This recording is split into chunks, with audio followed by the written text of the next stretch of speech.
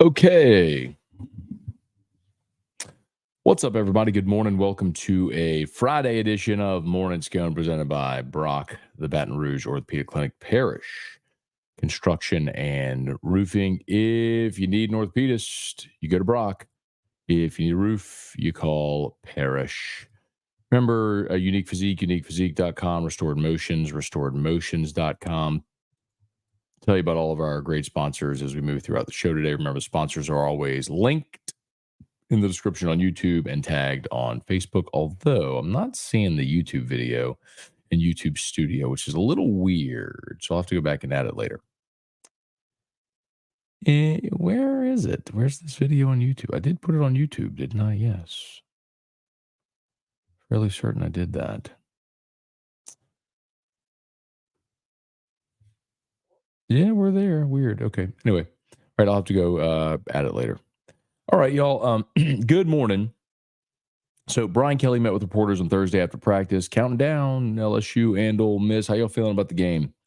Candidly, I am I'm kind of in a weird spot with this game. So,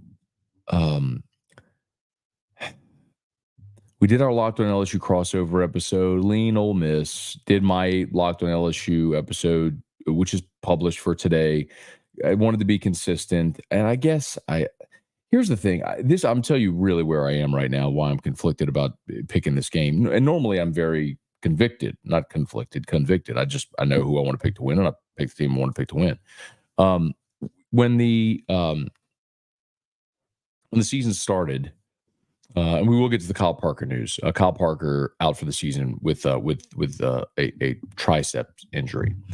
When we were back in media days, I picked Ole Miss third in the conference. I picked Georgia, Texas, Ole Miss was my 1, 2, 3. I still think that's how it's going to play out, by the way. We'll see about Ole Miss. But anyway, Ole Miss has a better team than LSU. They're more talented. Offenses are comparable. Ole Miss is better defensively than LSU. But I picked LSU in the preseason to win this game when I was filling out my grid, picking all the games in the league because of the spot. You'll have heard me say it before. Ole Miss, 7 straight weeks, 3 straight SEC games, back-to-back road conference games. Just look at last week, how hard it is to win on the road in the SEC. Tennessee losing at Arkansas, Bama losing at Vanderbilt. You get it.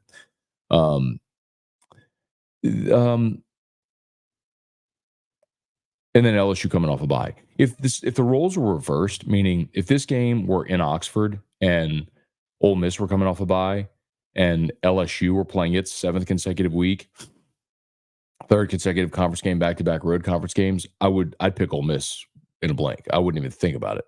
But the schedule really favors LSU. The spot on the schedule really favors LSU in this ball game. But that's why I'm conflicted, because I normally, if I pick something in the preseason, I'll come off of it if something we've seen during the season convinces you otherwise. For example, if there were a key injury or something like that, like to a quarterback or whatever. And I don't know that anything I've seen from these two teams has really moved me off of my feeling on them. I think LSU is a good team offensively. They've gotten better defensively, but they're still not good. Ole Miss, I think, is a really good team. They were napping and got popped against Kentucky. And I think this is a really tough spot for them coming to Baton Rouge. But LSU has lost Harold Perkins, and they have lost Jacoby and Guillory. And I don't think the defense is as far along as I would have liked to have seen.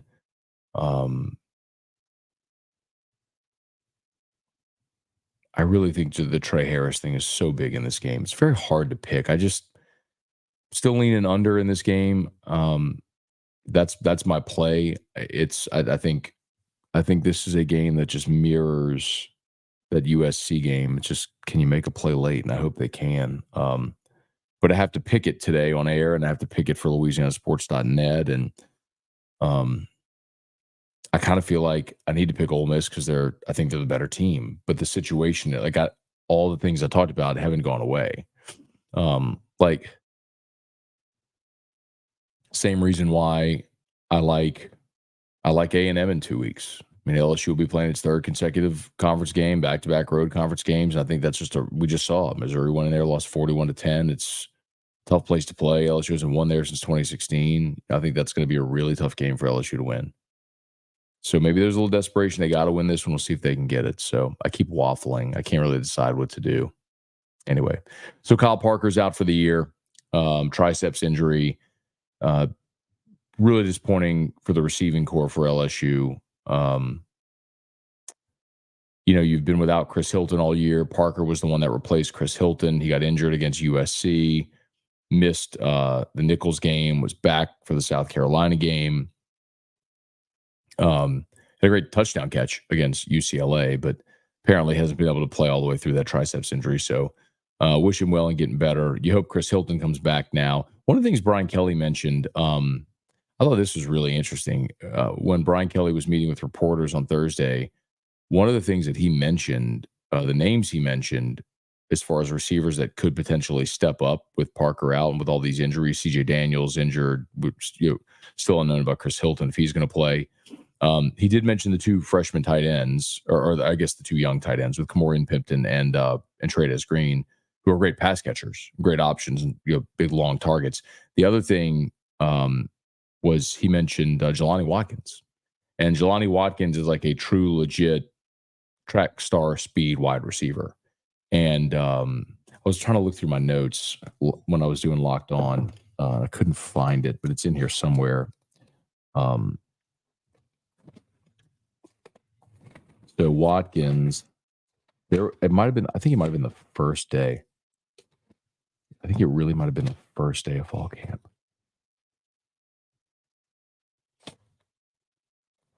Let's see.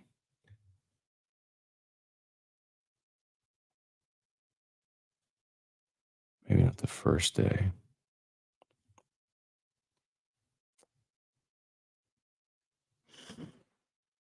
See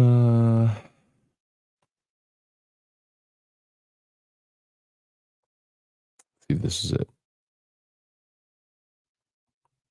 All right.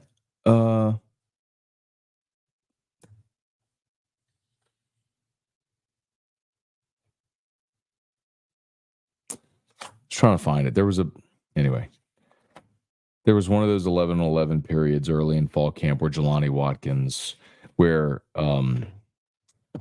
PJ Woodland got an interception on one play, and like the very next snap, they went after him, and Jelani Watkins just dusted him straight down the middle of the field. I mean, just seam straight down the middle, dusted him for a touchdown. Watkins has legit speed. It would be interesting if you put him on the field just to say, like, hey, kid, go. Anyway, all right, let's say some good mornings. See what y'all got. Please smash that like button, subscribe to the channel, Facebook, like the page, share the post. Tiger Diver, Barry Jocelyn, good morning. Kelly Gross, Jacob Thompson, Brian Wynn. What's up, everybody? Good morning. Thanks for being here. By the way, Bradley, good morning. Drew is on fall break. So today, Monday, Tuesday, he's on fall break. So Drew's still in bed. And so that's why we got a little bit later start today. And I'm not dressed for the day yet. But LouisianaSports.net. Hey, Bill, good morning. Spurge, good morning. Christian, I was expecting another in transit edition. Yeah. So we'll see. I'll probably be more on time Monday, Tuesday here at home because Drew should still be sleeping. Blake, morning from New Smyrna Beach. Survived the hurricane on our way for the game Saturday. Okay. Any chance scoring a pair of shot from you? Absolutely, man. Blake, depending on when you're going to get here, man, swing on into the parish office. It's right there. Now, no one's going to be there tomorrow. But if you're here today, come on in, man. The parish office is right there on Lavo Lane. It's off of Highlandia, I-10 and Highland Road. And just walk in and say, hey, Scone said I could come here and y'all would give me a hat. And they'll give you a hat. That'd be awesome. We'd appreciate the support. Damon, good morning. John Malansaw, morning. How's Drew? So pumped for tomorrow night. Would be nice to end Ole Miss's playoff hopes. Yeah, man. I don't know if it would end it, John, but it would certainly put it on life support. Ole Miss still has to play Georgia, and I think Georgia's defense will do just fine against Ole Miss. It's a I'm just waffling, guys. I'm waffling because I don't want to pick Ole Miss. I'm leveling with you. I'm waffling because I don't want to pick I think Ole Miss is better. Um, I think Ole Miss is the better team, but I also objectively look at other teams that aren't LSU, and I look at spots. This is why I don't bet LSU games. This is precisely why. Because if I'm a sports bettor, I'm betting LSU in the points because of the situation. I mean, just look at what happened last week. Tennessee losing at Arkansas, Bama losing at Vandy. We saw Georgia already struggle at Kentucky. It's hard to go on the road. Tennessee struggled at Oklahoma. It's hard to go on the road and win the league. It just is. So I think the situation really favors LSU, although I think Ole Miss is a better team. So that's where I'm kind of waffling right now. And I just don't want to pick Ole Miss, but I think I have to because I think they're the better team. And I think LSU, while they've gotten better defensively, I don't think is good enough to really control the pace and tempo and flow of the game. So I think the offense is going to have to be really good. But I think Ole Miss's defense is certainly better than LSU's defense. But we'll see. Cajun Tigers, good morning. Gorilla, good morning. Jesse Brown, do you think Rattler can be functionally offense? Yeah, I do. You just got to be like the trick for any quarterback, Jesse, is they've got to first be able to, in this offense, you got to be able to run the ball so you can throw the ball off play action. So it all starts with the offensive line being competent. If the offensive line is competent and you can get a little bit of a running game going, then yeah. And you're playing, and the good news is you're not playing a game wrecker like Jalen Carter or Chris Jones. Tampa's whole defensive unit hasn't been great this year. So there should be more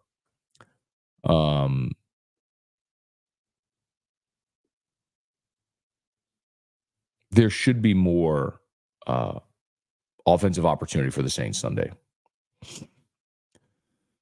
Barry, bad news. No power since hurricane in Florida. Good news. Have cell service. Can see morning Scone. Let's go beat Ole Miss. Love the positive attitude, Barry. Hope y'all made it through okay, man. Chance saw Mike D on another pod. Didn't realize how much I missed his long-winded responses. Me too, man. I miss Mike D, man. I miss Mike D. Like Thursdays, that was part of my Thursdays for a decade, man. For a lot of y'all too. Hey, David, good morning. Go Tigers. Wendell, good morning. Lowell, dog out in the trash again. The thrash again. He's a work in progress. Excuse me. My sinuses are kicking this morning, y'all. Alex, wonder if they took that week and added an RPO. Alex, again, I think people say RPO. I don't think you actually mean RPO. So I think what you're saying is can Nussmeier run the football? And that would be a zone read. An RPO is a run pass option. It's a run call. Like you're handing the ball off with the option to throw the football, not with the option for the quarterback to run it. An RPO is a running play. It's a called running play where the quarterback is handing off to the running back with the option to pass if the defense gives you a certain look. And LSU does a ton of RPO stuff. So much of that short passing game around the line of scrimmage, that's RPOs. That's what that is. You're asking about zone reads where the quarterback is reading the defense and making the decision, do I give to the back if the end stays, or if the end is committing inside, do I pull it and run? That's, I think, what you're asking. And I don't want to see Garrett Nussmeier run the football. I'm totally fine with RPOs. With, okay, if you're going to crash down and you're going to leave Mason Taylor at the line of scrimmage open, I'll run a pop pass. I'll run a bubble screen. I'll run a quick pass into the flat to the running back.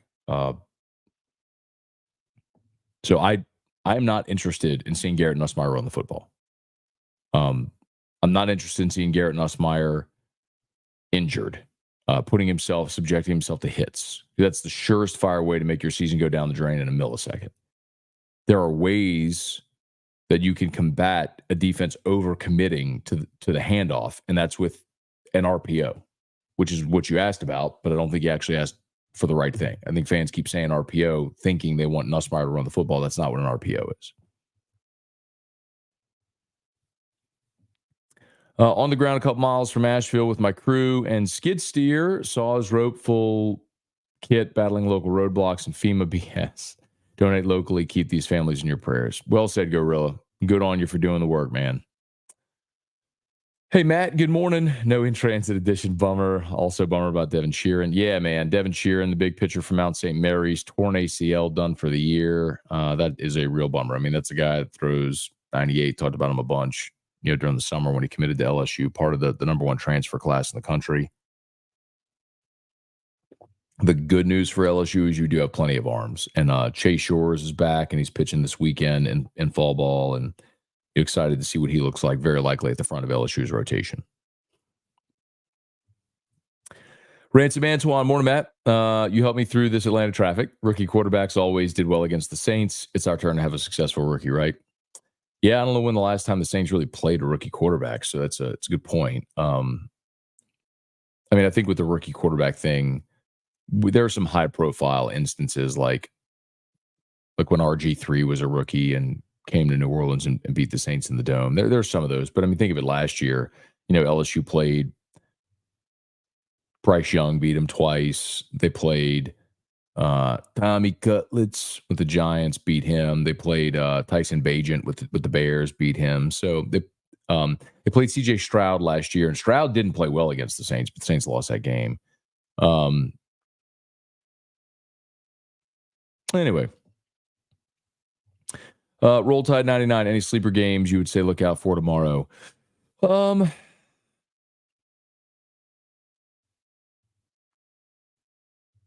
would highly recommend you listen to Phil Steele on AFR today because he's always got some of those.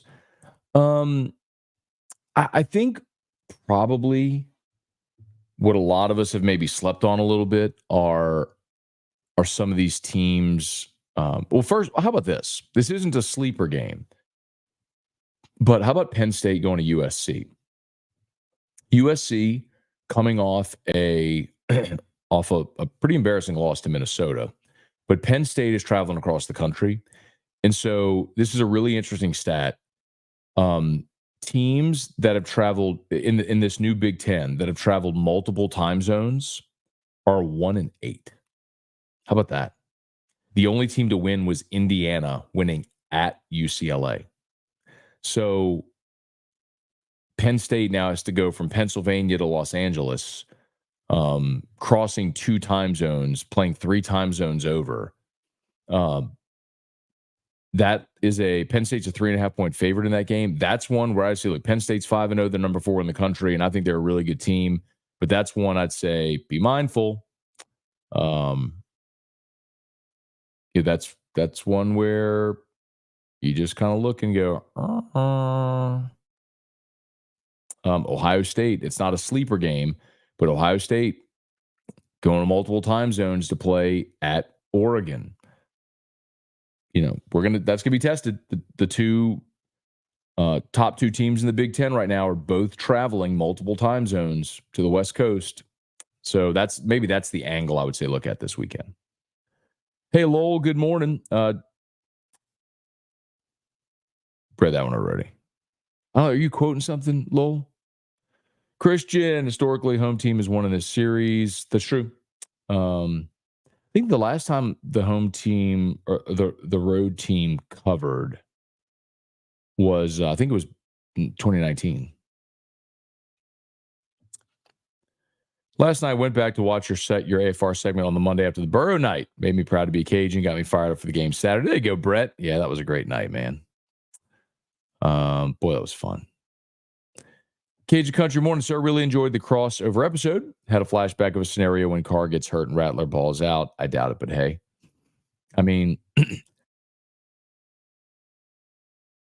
it's possible. I mean, Spencer Rattler's a gamer. Let's go see what he could do. And the crossover episode he's talking about is Locked on LSU is the episode from yesterday. It was me and Stephen Willis from Ole Miss. I'm going to tell you, the Ole Miss people are high on the hog. They're feeling like they're going to come in here and win this game and win it easily. That's tricky when you haven't won in Baton Rouge since 2008, even when you've had better teams. I mean, 2014, Ole Miss was better than LSU. 2 years ago, it was an undefeated Ole Miss team that came in here. And I don't know if y'all remember that, but that's another thing. I was doing an interview with Neil McCready on his podcast this week, and he reminded me of this. I kind of forgotten, but so 2 years ago, Ole Miss came into Baton Rouge undefeated, and I made a lot of Ole Miss people mad about this one, because on Monday of that week, I very definitively and declaratively said LSU is beating Ole Miss. Like, Ole Miss is a fraud. They were 7-0 at that time, and in the top 10, I was like, Ole Miss is a fraud. LSU is winning this game; they're winning it easily. I was like, it's Monday. I'm not even waiting till Friday. I'm telling you right now, my pick for this game: LSU is going to beat Ole Miss and beat them. And all week, Ole Miss people just were crushing me. And then lo and behold, LSU won one handily, and they didn't have much to say about it. I was like, well, I guess you're right. And Ole Miss ended up losing 4 of their last 5 or something like that. And then last year, this wasn't exactly a bold prediction, but I said, look, LSU ain't getting a stop. Like, they're that defense, and we knew it. We knew what the defense was at that point, right? I mean, you were a month into the season, but we already knew what they were. And now keep in mind that was the end of September, so we didn't yet know that it was going to be the worst defense in history, and that ended up being a record-setting game for all the wrong reasons. But I've had a good finger on the pulse of this series, and I'm telling you, I just don't know. I don't have a great feeling about a winner in this game Saturday. What I am confident in is the under. I think this is going to be such like, we've just seen it, man. Ole Miss in 2 league games has not scored at the clip they did in the pre-conference. They scored 17 at home against Kentucky, and they went on the road and scored 27 against South Carolina. And if LSU scores 30 in this game, I think they win. Now, I don't know if they'll get to 30. Hope they do. But I think you could see a 30-27 type game, and I just think it's going to be just like that USC game. Who's going to make a play in the final 2 minutes of the game? In a tie game or a one-score game, who's going to make the play?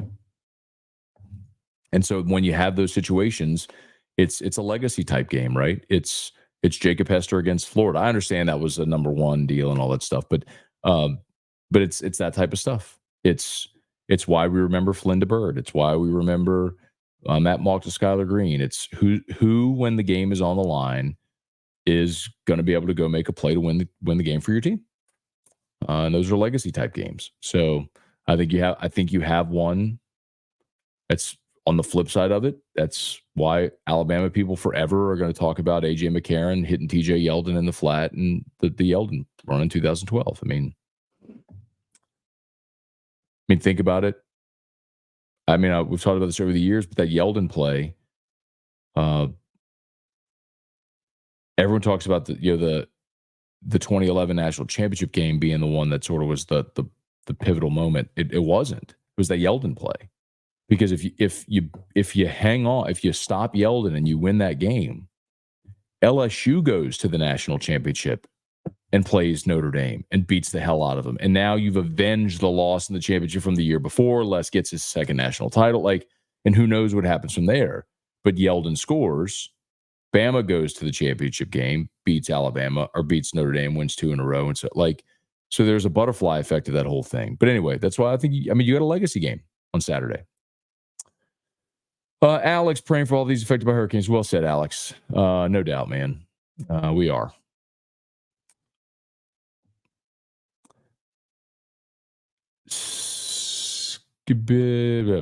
Matt, who's out for Kyle Parker? Kyle Parker's out for the year. So Brian Kelly announced it on his radio show last night. James McKinney, Chance Babin, more I'm hearing the national media pick Ole Miss. More feel like LSU's going to win. I've actually heard a pretty good split. Tom Fornelli at CBS picked LSU. Lee Sterling yesterday on AFR picked Ole Miss. I mean, I've heard a pretty even split. David, 2 stops. I have should be enough defense to help LSU get the win. See, you're saying two stops a half. Oh, 2 stops a half. I got it. I don't know, David. If you figure 10 possessions a game and you get 4 stops, they're scoring on 6 possessions. You better not be trading sixes there, man. Because now you're talking about if they score on 6 possessions, that's 42 points. So you better hold them a couple field goals, or 3 touchdowns, 3 field goals, maybe.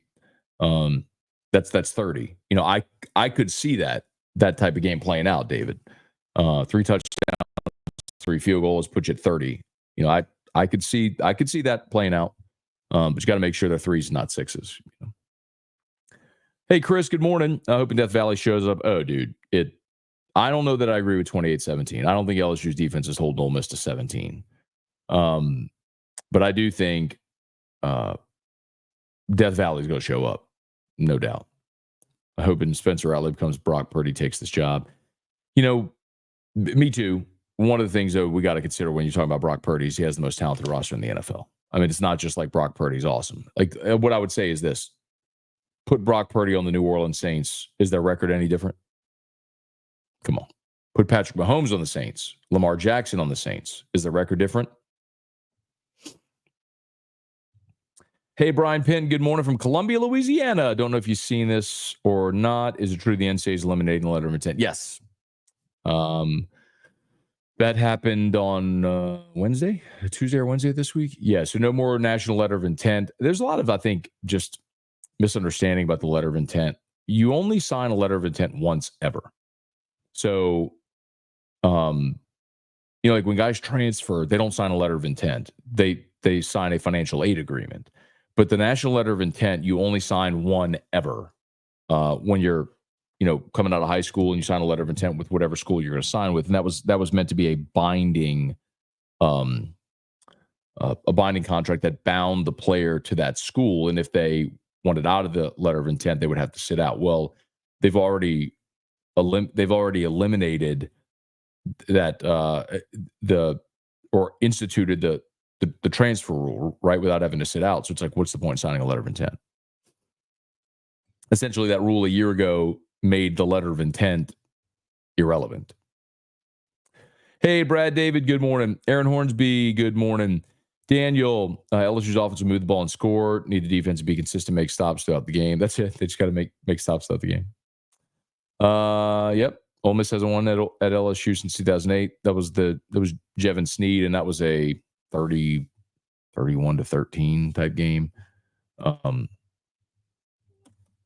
Remember it well. 31-13.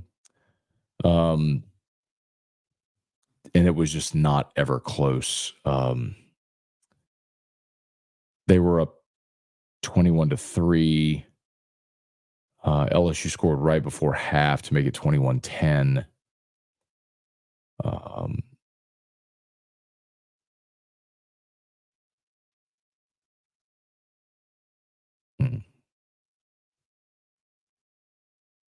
It was just never close. Snead threw for 274, 2 touchdowns. Jordan, how about this for just an illustration of what the LSU offense used to be? On that day, Jordan Jefferson was 10 of 20 for 129 yards, a touchdown, and a pick. That's like a half for an LSU quarterback now. Oh, man. Good morning. Brent, good morning. Reed, happy Friday. Any chance we could use Juwan Johnson and Wildcat? I would. I mean, I think, listen, you had 2 weeks to get ready for this game. Really, 10 days because you started practicing last Tuesday. So this is one of those where, yeah, you better show them something different. That defense is really good. I know we've talked a ton about the Ole Miss offense because they came out on fire and they've struggled in 2 SEC games, but that defense is legitimate. I mean, Walter Nolan, JJ Pegues, Chris Paul, Princely Uman-Miel, and I mean, they are really good. It's a really good defense. So you're going to have a big challenge. I mean, what hasn't changed at all is, I mean, Kentucky only scored 20. South Carolina scored 3. By the way, I told y'all Lenore Sellers is a bad player. Like, when I'm going to make a big, bold, declarative statement, generally I got a good reason, good feeling behind it. And I told y'all Lenore Sellers, I think he's a good athlete. And even still, I don't know if y'all heard this yesterday. Lee Sterling on AFR said, I'm going to make a prediction. He said, Lenore Sellers won't be playing quarterback at South Carolina next year. He'll be a tight end or something. He just can't throw the football. Like it's comically bad. LSU had bad run fits and allowed 2 back-breaking long runs against South Carolina. But he can't throw the football. Anyway, Dylan Landry, Chris Proctor, good morning. How about the Yankees? Yeah, man. Head to NYC in 2 weeks. Nice for the World Series. Seems cliche to say, fellas, you can run the ball, control the game flow. I like our chances. Chris, I think if you want to look at one statistic, just one, I mean, aside from turnovers, if you want to look at one statistic on that box score, look at both teams rushing offense after the game. If LSU is able to establish the ground game, I think they will win this game and control it throughout. If they are not able to run the football, it complicates things immeasurably for LSU. Jeff, what up, my dude? Good morning. Dakota Lang, good morning. I've been doing Nuvio Ice Plunge the last 2 weeks. Complete game changer. There it is, man. So the Nuvio is the chiller that I talked about. That's the thing I bought to do my cold plunges. You just fill up the bathtub before I go to bed, turn the Nuvio on. It chills all throughout the night, and then in the morning I wake up, boom, right into the cold water. It's wait in Dakota. Wait until you get into. I don't know how long you've been doing. I know you said the chiller a couple weeks. I don't know if you've been doing cold plunges longer than that, but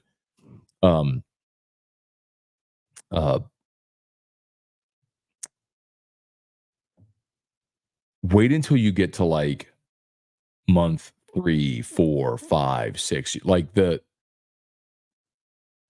noticeable changes in your body, like how you will strip fat off your body, you will lean out. I mean, y'all weighed myself this morning. I'm 210.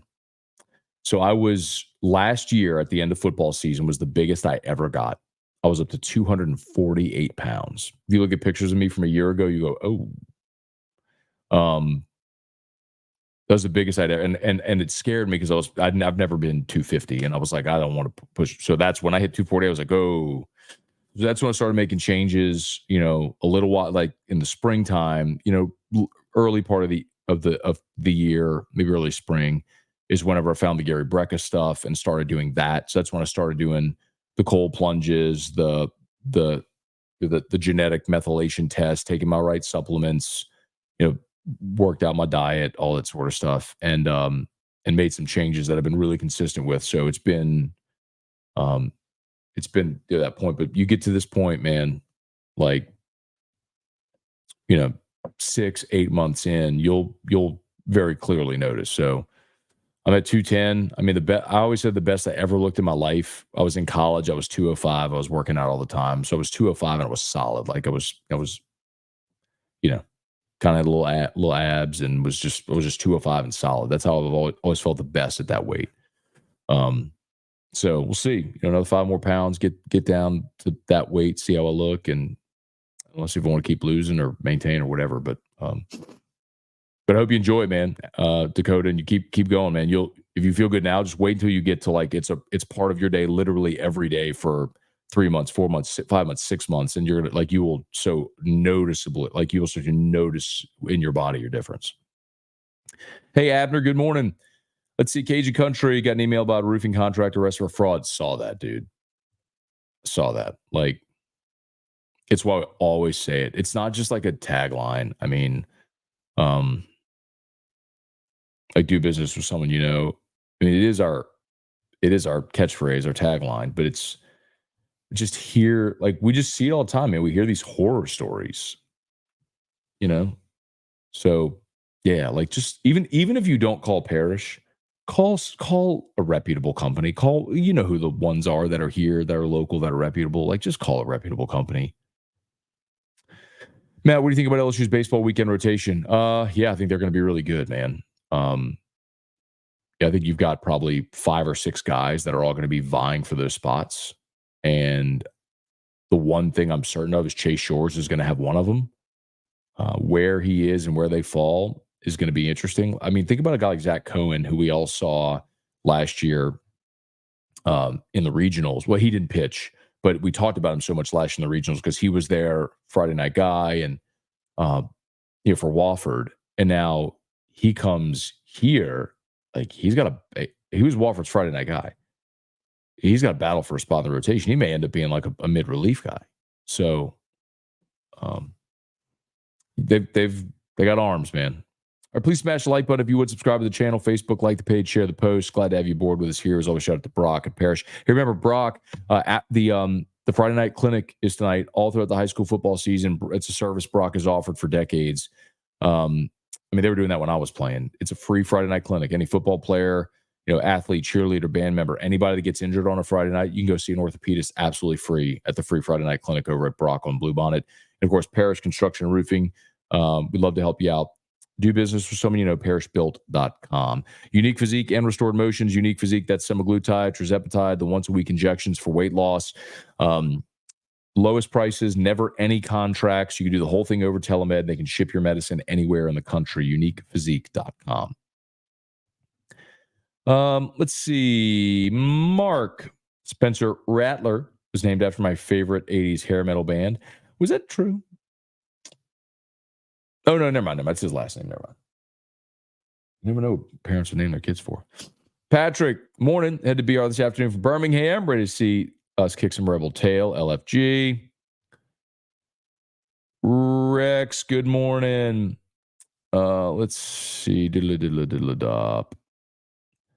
Tony. Taylor. Morning, Matt.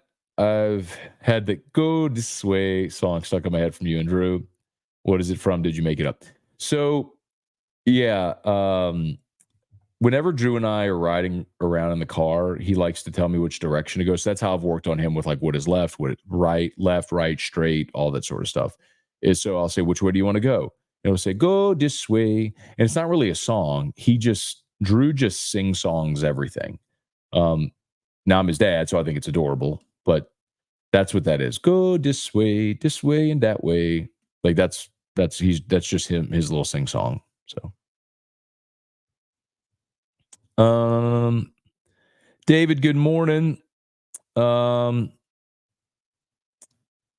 rumors John Gruden in the running for Southern Miss coaching job. Okay, I hope he does fine. Man, Mark, you're firing away. Black Crows in New Orleans. I have seen Black Crows before. They're great. Pelican season upon us. Will be I get a new contract? No. I'm surprised I haven't traded him yet. Spencer Rattler used to play behind a very bad O-line. That's true. They were bad last year at South Carolina. That's true. Thomas, morning, Matt. Appreciate the package I received yesterday. Heading that way shortly. Go Tigers. Richie, yo, Marty, me and the kids. Love you, bro. Watching you on the way to school. All right, Richie, good to see you, man. And hope great day for the kids at school. Buckle up, drive safely, pay attention to your teachers, study hard and all that. Well, now I realize that comment was 20 minutes ago. They might already be out of the car. Anyway, let me go to the bottom here. Terry Kingle, my bro. All right, Terry, there you go. Birthday today. Head to cover Pelicans practice, LSU game tomorrow. All right, Terry. Happy birthday, man. I hope it's an awesome one for you. I hope you get all the cake and all the presents in the world you want, man. Make it a great day, dude. Be safe driving down there. JD, good morning. Seal, good chance LSU gets blown out of the water tomorrow. I don't know that I believe that. I just don't think that's how this game is going to play out. Jared Addison, who's the wide receiver out for so Kyle Parker. So Kyle Parker, who's a redshirt freshman who started or played the opener in place of Chris Hill, or had been playing in place of Chris Hilton, got hurt in that opener against USC, elbow injury. Now we know that it's a tricep injury, and he's going to miss the rest of the season. So you're thin at receiver, man. Your top guys, Kyron Lacey, Aaron Anderson. You still got Xavion Thomas. But look, CJ Daniels has a knee injury, questionable for the game. Chris Hilton's questionable for the game. If those guys are able to go run around and play, that's great. If not, after those guys I just mentioned, Lacey, Anderson, Xavion Thomas, with no Parker, If Daniels and Hilton don't play, then next up, I mean, you're looking at Shelton Sampson and then someone like Jelani Watkins, a freshman, great speed. But the guy, what was interesting is Brian Kelly, when he was asked about it on Thursday night, he mentioned specifically the two long tight ends. He mentioned Trey'Dez Green and Kamorian Pimpton as potential targets. So I wouldn't be surprised maybe see those guys out on the field in some receiver sets, which those guys create matchup problems. I mean, they're big old dudes with a giant catch radius. So be interesting to see. Leon, good morning. Let's see. LSU's going to win. I don't see Ole Miss stopping the offense. Whoops. Enough to win Tigers. Stadium Tigers finished 10-2, losing to A&M or Bama and sneaking into the playoffs. Read that one. Reed, I noticed Jake Brown threw 2 innings in the scrimmage. Will be more of a two-way guy this season, or coaches experimenting? No, they're going to let him pitch. And they're going to let him pitch. Let's see. Phil Durham will have 75 yards and 2 touchdowns. Your lips to God's ears. Charlie, good morning. Reza Purdy's good in the NFL. Jaden is good early. Lots of starts at college. I mean, there's some validity to that. I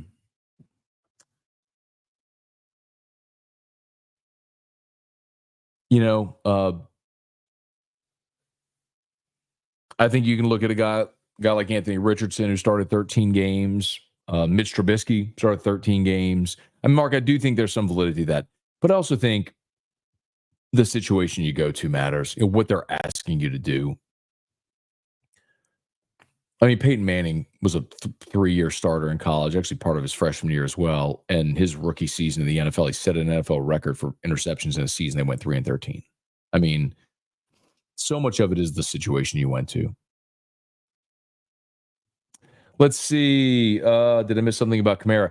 He was a DNP at practice on Wednesday, and so he returned to practice on Thursday, which is good news. So he's battling some injury, but him getting back to practice on Thursday was a good sign that he plays on Sunday. You need all hands on deck for this game.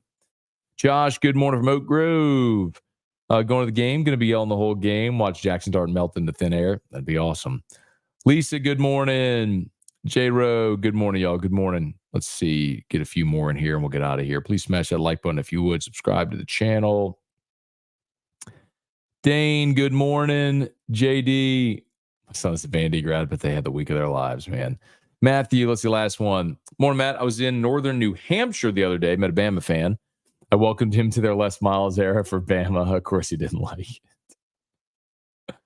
Oh, man. Yeah, they don't like that very much right now, do they? But I think the reality is starting to settle in. They've been really quiet this week, those Bama fans. They haven't said much to me. All the ones that like to tweet me and Facebook me with clown emojis and call me every name in the book and talk bad about my family. They haven't had much to say this week. Imagine that, huh? All right. I think we're done. As always, please smash the like button, subscribe to the channel, Facebook, like the page, share the post. We appreciate y'all for being there with us. Hey, go check out Locked On LSU. We're done here. Just jump right over podcast or YouTube. Locked On LSU. New episode is posted. More on the Kyle Parker injury. Kind of dig a little deeper into how much and where the LSU defense has improved from a year ago. And then I give you sort of my game flow pick sort of stuff. So all that's there. All right, y'all have an awesome day. We'll see you for AFR at 3.